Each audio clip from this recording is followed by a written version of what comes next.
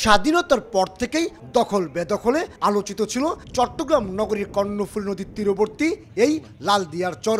বন্দরের খুব কাছে অবস্থান হয় দীর্ঘদিন ধরে চেষ্টা চলছিল স্বতন্ত্র কন্টেইনার টার্মিনাল তৈরি করার, কিন্তু অবৈধ দখল মুক্ত করা সহ নানা জটিলতায় তা বারবার পিছিয়েছে।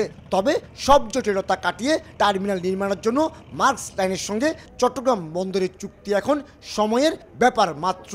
নিজেরা এটা বিওটি ভিত্তিতে করবে এবং এখানে প্রায় 850 মিলিয়ন মার্কিন ডলার তারা বিনিয়োগ করবে। তিনটা যেটি হবে, একটা টার্মিনালে 616 মিটার এটার লেন্থ, আগামী 2-1 মাসের মধ্যে তাদের সাথে চুক্তি হওয়ার একটা সম্ভাবনা আছে। বন্দরের যে কন্টিনিউয়াস যে প্রবৃদ্ধি হচ্ছে সেটাকে সামাল দেওয়ার জন্য আমাদের এই সক্ষমতা বৃদ্ধি হবে। সারা বিশ্বে কন্টেইনার বাণিজ্যের 40% হিস্সা যেমন এককভাবে মার্কস লাইনের, তেমনি বিভিন্ন দেশে অন্তত 60টি বন্দর এবং টার্মিনাল পরিচালনা করছে মার্কস লাইনের অঙ্গ প্রতিষ্ঠান এপি মোলার।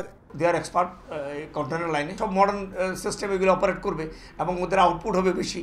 ওরা দেখা যাবে সিঙ্গাপুরের মতো প্রতি মিনিটে একটা করে কন্টেনার লোড অ্যান্ড অফলোড করতেছে এবং অটোমেটিক মেকানিজম, এই সিস্টেম, অটোমেটিক ইন্টেলিজেন্স ওরা হয়তো ওই মেশিনারিগুলির মধ্যে ইনপুট দেবে এবং ইট উইল বি মোর ফাস্টার।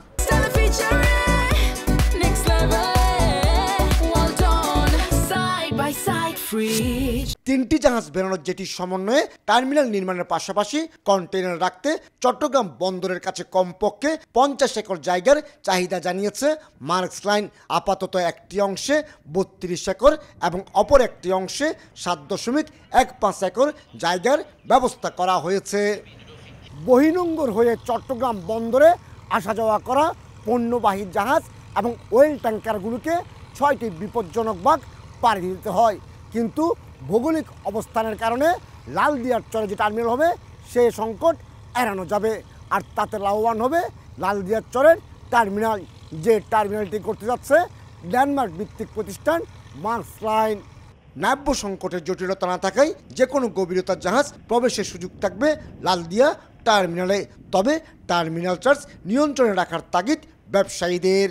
আগে চট্টগ্রাম বন্দর নিজে টার্মিনাল করতো, টার্মিনাল করে তারা আরেকজন প্রাইভেটাইজেশনে দিত। আর এখন যেটা হচ্ছে যে ডেনমার্কের মার্কস লাইন যে কোম্পানিটা, তারা কি করছে, তারা নিজেরাই ইনভেস্টমেন্ট করছে, এই সার্ভিসটা টার্মিনালটা করবে, তারা সার্ভিসটা প্রোভাইড করবে এবং অ্যাজ ওয়েল এস এখান থেকে তারা ডেফিনেটলি তাদের বেনিফিট নিবে।